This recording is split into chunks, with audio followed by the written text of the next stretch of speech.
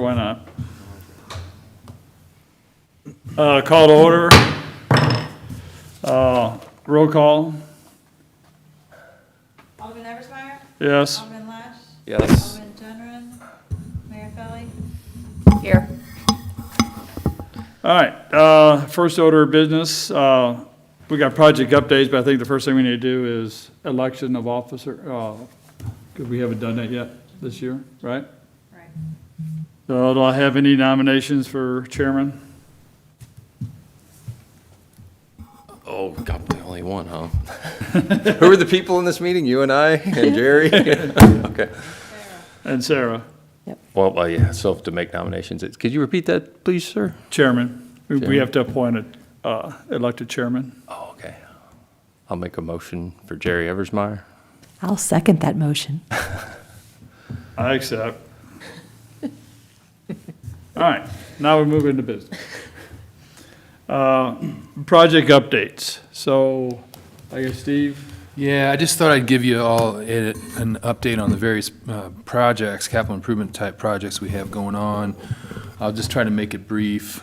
Summit Park Drive, of course, that's under contract, pretty simple project. We don't actually have the contracts back yet from the contractor, but we should have them any time. That Denton Road Bridge,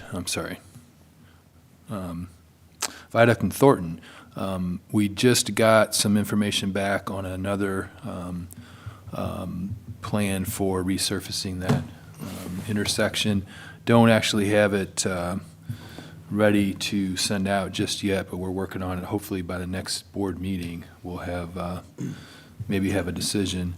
Let's see. Those are the two road projects for this year. As far as the big federal aid projects, Denton Road Bridge, that is still not been authorized by MoDOT. They actually participated in a meeting with MoDOT staff, our consultant, and BNSF Railroad. MoDOT needs some assurances from the railroad in order for them to clear the project. We don't need any easements, but we at least need, I think they call it a comment letter, back from the railroad. In the meeting that I attended, there weren't any real issues of any concern. However, I don't think that comment letter's yet been received, and the project hasn't been cleared to bid. That's okay. I would like to have it, of course, as soon as possible, but our plan there is to bid it a little bit later. There are tree clearing prohibitions because of bats. So I don't know that we could even have construction authorized before November 1st. I'm kind of going from memory, but I think that's accurate. In any case, Denton Road Bridge is getting very close to bidding. And again, ideally we'll have it out for bid September, October, notice of award to the contractor, October, November timeframe, so forth. A lot of the work can be done in the winter. The road work would be done in the spring. Project completion, I think it's a 6-month contract, if I remember right. Could even be 9. But that's where that's at. okay. Highway in Phase 4, we're still in the right-of-way acquisition phase there. Steve Myers has been handling that. Myself and the engineer have been assisting on one of those parcels. We have 4 acquired and 4 to get, is that correct? I ordered 5 acquired, 3 to get. Okay. This afternoon, Alderman Cleve and I are going to go to Greer Hall and see what we can do about meeting with them. I don't know if the meeting might happen this afternoon or if we'll schedule something with them. There's another one that is in the hands of Bob Jones and yourself to close that out. Yeah. And then the final holdout is Hamby, which is a difficult one because, Is that the one with the bushes? Is that the one with the bushes? no, it's one that has both a temporary and a permanent easement on it. The permanent easement is the underpass right there at Grundy Lane. Okay. And my attempts to communicate with them have been very difficult because she just doesn't want to talk and she refuses we're gonna, again, try to have Alderman Cleve help in reaching. So, that's it. All right.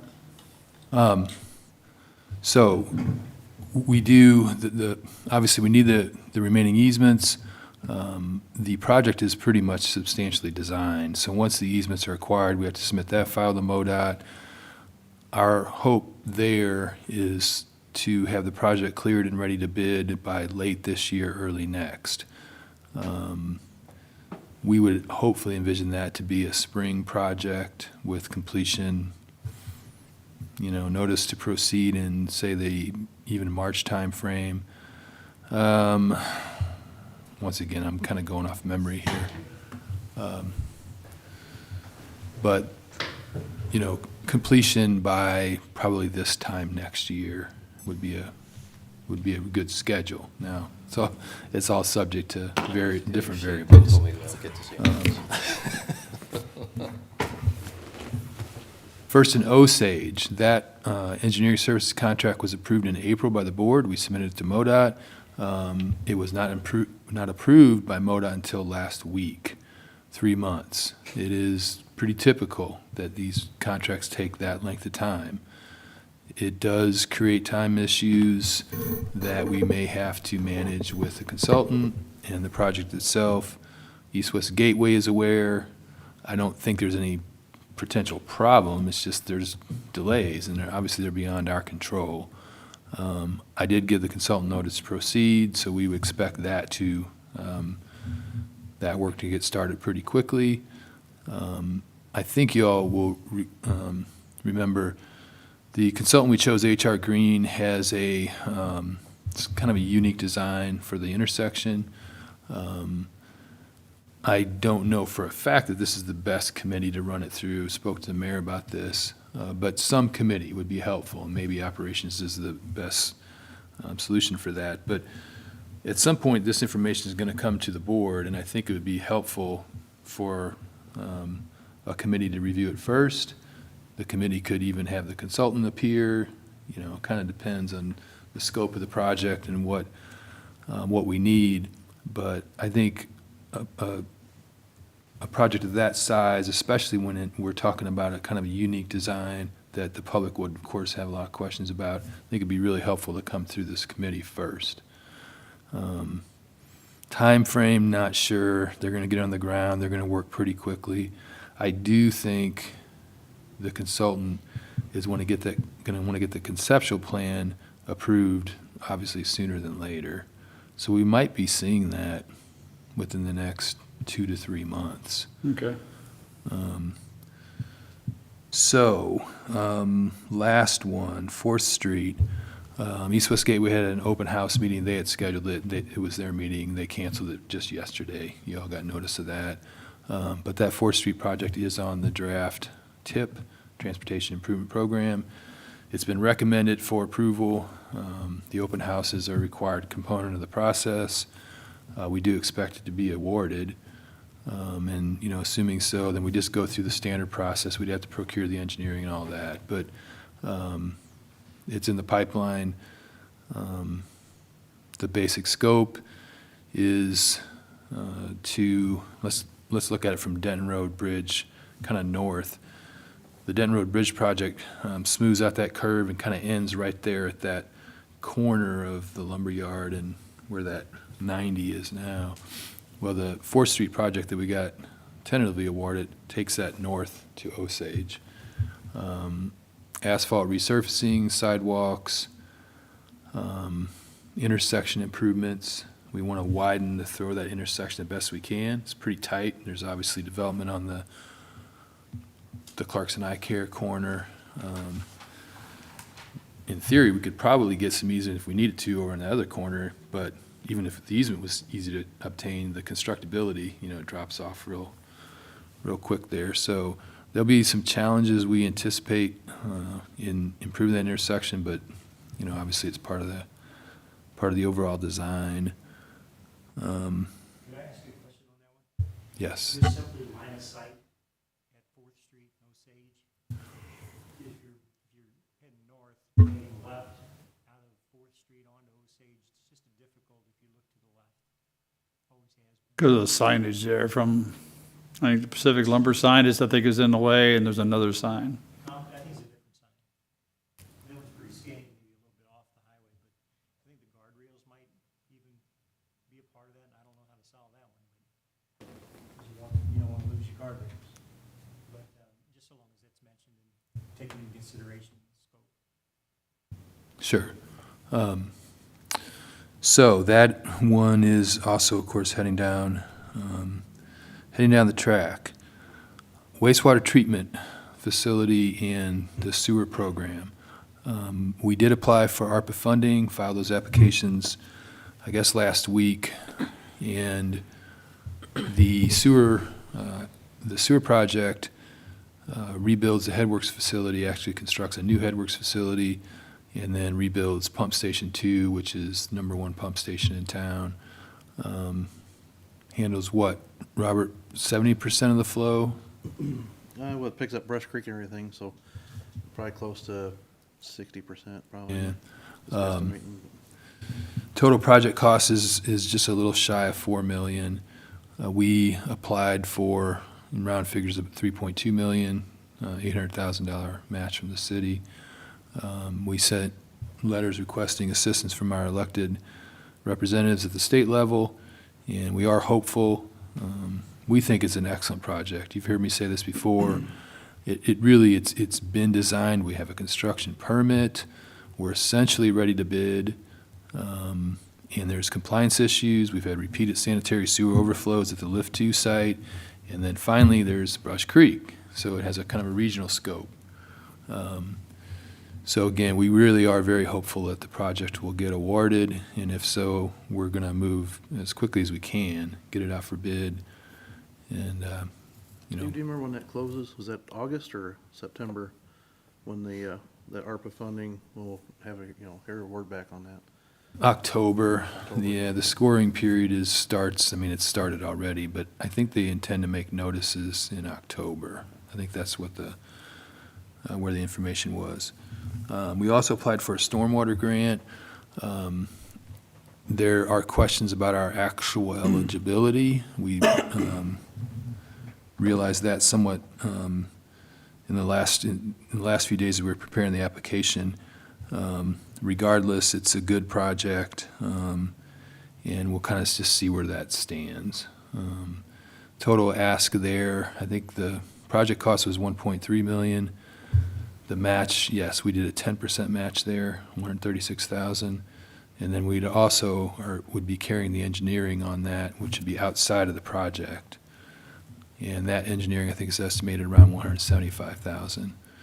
So, not sure exactly how that will be scored or evaluated by DNR, but at least it's in the pipeline, and I think even if there are some eligibility issues, I still think it may have a chance, of course, given that we've filed it and it's a project that is got a lot of kind of support underneath it as far as the engineering side. That is really all for the big projects. Obviously a lot going on. Any questions? Anybody got any questions on those projects he's talking about? All right. So let's move on to old business. Let's talk about the expansion of the maintenance facility. We'll start with that first. Yeah, I can start there. For benefit of the new aldermen, the city authorized a report with Navigate, and they evaluated the construction of a public works parks maintenance facility. And again, I don't have it right at my fingertips, but the consultant got with Robert, myself, reviewed our different needs, put together a basic overall plan. Robert, do you recall the cost estimate that was the bottom line to Well, the that? initial cost estimate was what, like $5 or $6 million? Yeah, it was up there Yeah. quite a bit. Yeah, and then we scaled back, and then I met with her, and we gave her some, I gave her a better option or a cheaper option of just for meeting our needs with storage. It would help with the city hall storage and our storage, and as well as a new salt storage, facility. It'd be up in our, if you're familiar with our lot, there's the upper shed, we call it, up on the north side of the lot. Right. We would clear off that property back in there, and then we'd have a new shed up there, and then a new salt storage up in that corner. So that was kind of where we left it, and then I don't think she's ever really moved forward, as far as I know, past that point. I'm but- sorry, where is that? You're At our- talking, is that at our- next to where the, At our maintenance building, in the is that the old Cedars. chiropractor office at, No, down by the Cedars. Where am No, I? we're down here in the Oh, okay, Cedars, yeah, down yeah. by the school, Okay, yeah. okay, Yeah, on our back lot. yep. When you say soft storage, you're talking about like a canvas top, you see Yeah. at different places. Yeah, we're looking at, it'd just be pretty well 3 concrete walls, retaining walls that are about, 8 foot high, and then a canvas top that we can put the salt in. So it was a little better salt storage. All right. It's covered better. Just, arguing us one time about our salt running down and getting into the storm pipes, so we need a bigger area and something that's A totally cover. covered, that's covered Right. better. It was covered now, but I can't store a whole lot, It'd be nice to have enough storage for the whole year and not be constantly having to get trucks in the middle of the winter and worry about getting shipments and stuff, so it'd be nice to be able to carry, probably like twice the storage we have now, at least, so, but I think that's kind of where we left it, is doing a insulated building up on top for some of our equipment and trucks, and then it being tall enough and being wide enough to where we could do some kind of like a warehouse style shelving on the back wall, to where we could put all of Kim's records in, the police department, and it's Kim's fault, but yeah, yeah. So I did look into, I know they talked last, I think, about looking at some storage options now. I mean, if you buy say a 10 by 12 shed, you're talking $5,000. I mean, if you buy, I called around, got a couple prices for storage containers. They've kind of jumped up quite a bit. You're talking $5,000 for like a 40-foot storage container. I don't really see the need of spending money on that right now. I mean, I'd rather just hold off and, it's been sitting up there all these years now.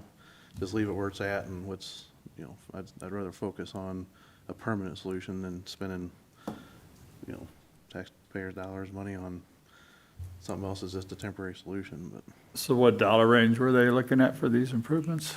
we never got that far. We haven't got that far. So, All right. yeah. All right. Anybody got any questions for Robert?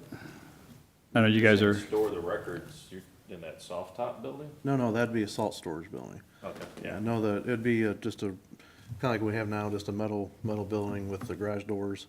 But we'd like to make it a little bit wider, to where we could do like a Home Depot or something. You got the racks where you could actually put stuff on them, maybe something like a heavy duty rack system where we could store records up out of the way. Cause there's certain things she's got to keep, Kim can tell you got to keep forever, or keep for so many years, that it's literally in boxes wrapped up on a pallet, and it just sits on the floor. And if we can kind of just get them up out of the way, and then if she did need them, we could always get her fork and just pull them down for her or something. I mean, but most of the time they just pretty well sit there and collect dust. But she's got to keep them. No need for climate control with those documents. Well, and if we heated so there's a couple different ways we're looking at it. We could either insulate and heat the existing building that we have now, because there's only the one bay of that's heated now. That's where our sewer machines are at. So we could either just, do that one, or just go ahead and do the heated building on the new building, which would probably be the better option, instead of having to try to frame in and kind of convert the existing building over. Probably leave that one the way it is, and then just do a heated building. And it would, just keeping it 50 degrees is all you gotta do, just kind of keep the diesel engine and stuff a little bit warmer, but. yeah, just that for the new members, the storage is very intense around here. I mean, literally, we got whole offices that are just filled with storage up here, don't we, in this building? It's just crazy how much stuff. The state, ideally, it would be nice if we could just copy it, put it on disk and, you know what I mean, but the state requires it to be, what's that copy? I can't even think, it's been so long ago. Microfiche, Huh? microfiche? Right. Microfiche. Yeah, the microfiche, you know what I mean? Which is ancient, but that's what the state requires. So we either have to have the original documents or go to that, and then, Is there a time on how long it has to be kept in that form? we gotta keep them for how long? Most of what we have is that you have to keep forever, for 80 years, is payroll stuff. We have made tremendous improvements by storing lots of that stuff to clouds or flash drives and stuff like that, but if push came to shove and we had to find a specific piece of paper, we have to keep it, so. If it doesn't originate on a digital form, it originates in paper, it's gotta be stored microfiche for 80 years. Oh, if the papers that we have are originate on paper, and some of them we put to devices just to help us from having to go down there to look it up. And it doesn't happen very often, but once in a while I have to bother Robert and bundle up and go down there. Gotcha. Yeah, so we got storage down there, it's taking up one of our bays that, our equipment can be in. I mean, so, and then there's a whole bunch of equipment that's outside, that obviously we want to get undercover so it doesn't rot. All of our, like I said, all of our bigger dump trucks are outside, backhoes are outside. I mean, that pretty much just water department trucks and a couple street trucks fits pretty well inside, and then some equipment that's up top, the hot tar machine and sewer machines and a couple tractors, but pretty much everything else is outside, so. And our maintenance yard hasn't been really improved since it was built. 92, 1992 is when it was. Yeah, so we've expanded, but we haven't expanded the maintenance yard at all, and that's kind of what we're looking at. All right, yeah, let's get a price, and then so we can see how we can budget this out maybe over the next year or two. Unless we can get another windfall of money. Yeah, how far along were you with that planning, Robert? Last I haven't talked to Katie in quite a while, I guess. I think she says she's kind of just told to kind of hold off for a minute, so I guess we need to get back with her and tell her to kind of move forward, I guess. And move forward with what you described earlier, as far as, Yeah, getting, I guess, a concept drawing, I guess, and getting a price idea of what we discussed last time I met with her, I guess. yeah, I wouldn't have any objection to that. Just as Alderman Eversmeyer said, we have needs for storage. I mean, we're out of space in City Hall, essentially. We are utilizing what was designed as office spaces for storage now. Building department there is no space. And a lot of those building department files are more or less permanent records, correct? Mm-hmm. Yes. Sure. One of the good things in the building department is that in the budget, we asked for a scanner printer that's large enough to be able to scan a lot of these documents. So even the residential that we aren't required to keep, we still want to scan them and have a digital copy, and then we can discard the others. But the commercial files are going to have to stay forever. So again, building permanent space down at Public Works could be a solution. I think, there's really there's no real options within the facility here, so almost have to go off-site. Yeah, I mean, unless we build that way, Sure. Oh, and that's not cheap, so. Yeah, having said what I just said, I don't know that we have a big need. And again, Robert, you've been more involved in this. Did she put any dimensions on that No, I mean, we area? didn't. Yeah, I told her pretty well the same size of the building we have. Yeah. Like 7 or 8 bays, and then, we want to go a little wider, and then we also discussed putting a lean-to on the existing building we have, to get some other stuff that we, like plows and stuff that don't really need to be inside, but it'd be nice to keep them covered, so, there's some other options, that we're looking at too, so. All right. All right, yeah, so let's try to move that forward a little bit and get a conceptual plan. And then, so we can figure out how we're gonna do it. I would recommend the new members, if you haven't been down to the maintenance yard, A Good. long time to go down there and take a look around. down there. It probably really, I mean, getting the stuff covered, I mean, I'm really surprised that we probably haven't heard complaints from the Cedar subdivision that back up to our maintenance yard, you know. We really need to kind of get things under storage and get it looking, and we got a new senior apartment complex that's going on the north side of that property, correct? That borders our property, right? Yeah. Or pretty close to it. I mean, Yeah, so we we do that. need to be good neighbors. Yeah, well, when we do that, a lot of that fence around there needs to be replaced anyway, because it's all trees and stuff up there, so there's been limbs fell and everything, and a lot of that fence need replaced. When we replace fence, we just probably want to do like a privacy fence or a slatted, at least like a slatted fence or something, just to kind Yeah. of hide it. But the good thing is, if we put the building there, the building would kind of hide, a lot of it, but, so. Yeah, so, all right, yeah, so move forward to a consumption plan for that. Okay. Was there, Or I guess we need a motion for that, sorry. So I have a motion, I'll make a motion. all right, motion by Alderman Gendron. I wonder- I answered anything. Can you restate the motion, so somebody? to come up with have the conception plan of the reduced, what do you want to call it? The current plan of the maintenance yard, by navigate, yeah. you know, so that we can come up with a price and, And I'll second that motion. all right, motion's been second, all in favor? Aye. Aye. All right. All right, so the record store, we kind of covered both of those together, and or is there more? I guess the only thing we didn't cover is like park, because I know originally they were talking about putting the parks in there, where that was when we got into the multi-million-dollar. Right. So I mean, where we at with the whole park situation? Is he gonna stay down there, or are they gonna try to still combine parks into the public works area, or do we know? Well, let me just kind of address the big picture. We have a lot going on. Yeah. And I mean, we have a lot of worthy needs, right? I think, the planning that we did was useful. We knew, if we wanted to go big and build a combination Parks Public Works facility on that corner, and just for the benefit of some of the new members, Indian Warpath Drive, as it makes that corner, that vacant lot right there in the corner is owned by the city. And so the scope of that was, that's where we were basically building the new buildings. And then we're kind of utilizing some of the existing space as more of the warehousing, those buildings.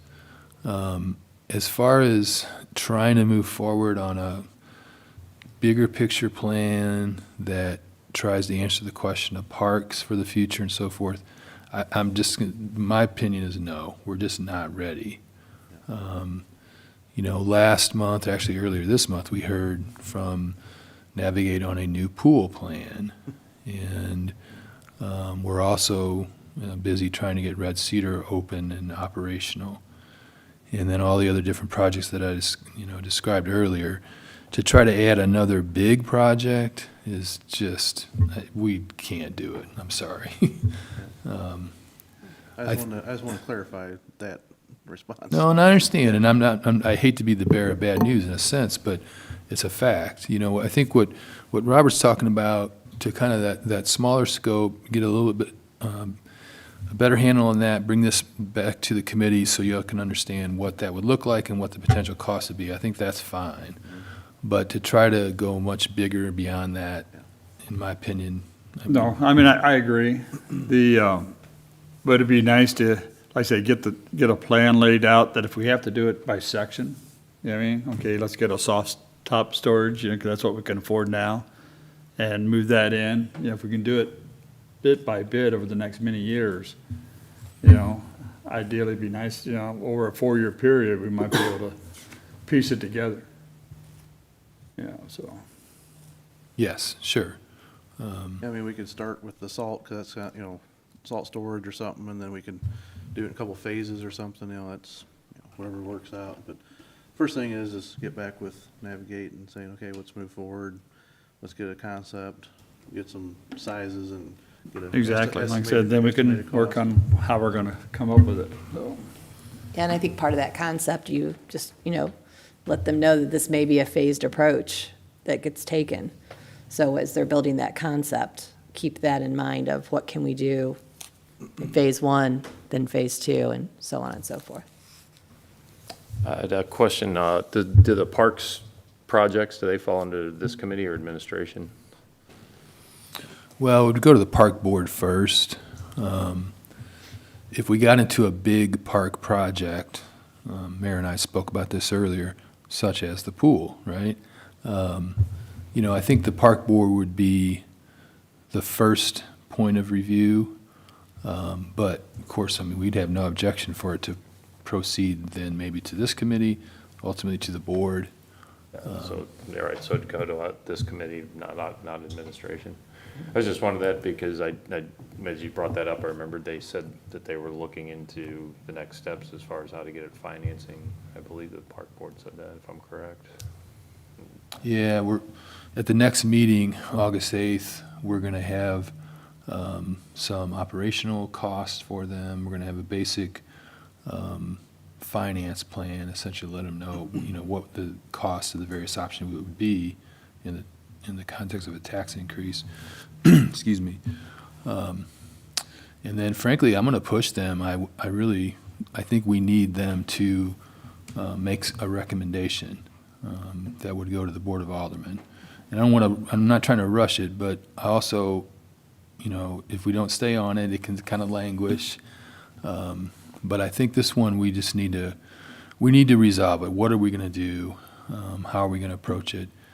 And, Are we going to be in a position where we're trying to decide these two decisions financially on the storage and the park, or do you foresee those not colliding? yeah, I think they're separate decisions. They're not going to occur at the same time? Yeah, I think the Public Works side, what we're discussing today, can be financed through other funds.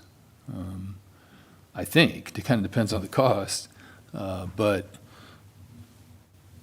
as long as it's somewhat moderate cost and we can kind of either run it through existing revenues or do some sort of limited financing, then, we wouldn't be using parks funds for it. So I do see it as two separate items. Thank you. Yeah, something to think about the swimming pool.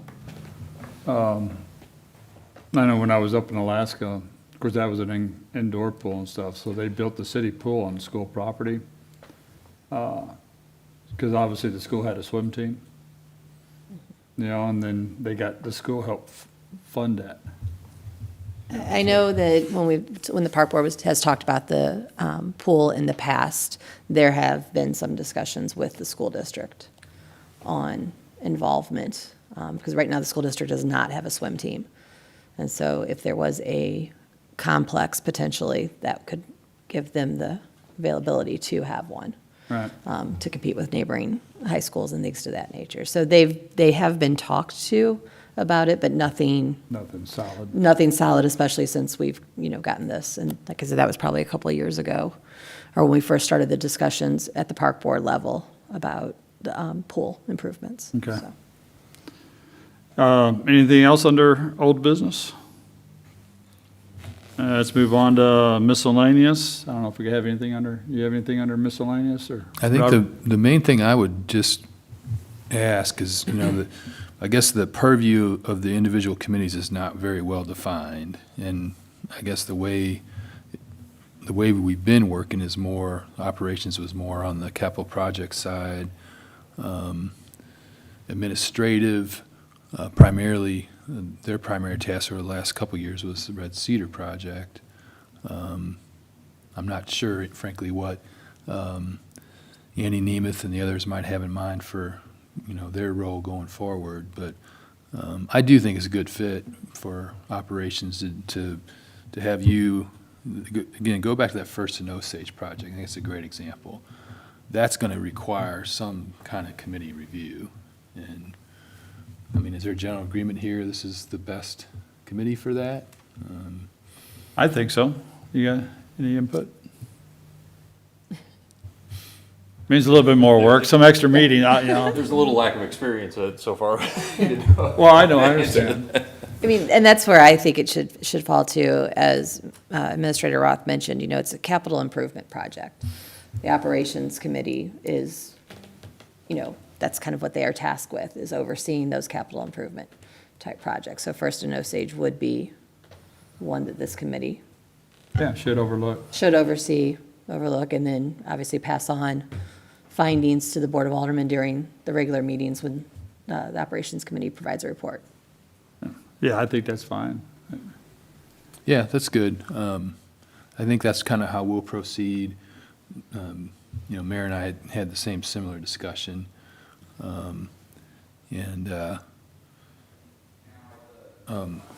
Obviously, with the live stream, you know, meetings are open to the public. Anyone who wants to attend can, including other aldermen. And so, yeah, if this committee then is kind of the first point of review for some of these big projects, I think that'd be very helpful. And I think too, as we're going through all these projects, if we find there is a need for a subcommittee, you know, we can always take that approach, because that is, you know, one benefit we do have. We can create committees, that are those ad hoc committees as needed. So if we find that this may not be the best suited committee, and we need to, you know, form another one or something, we absolutely have that capabilities. Okay. Anything else under miscellaneous?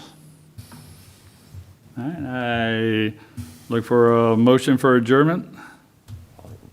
Make the motion to adjourn. Second? I'll second that motion.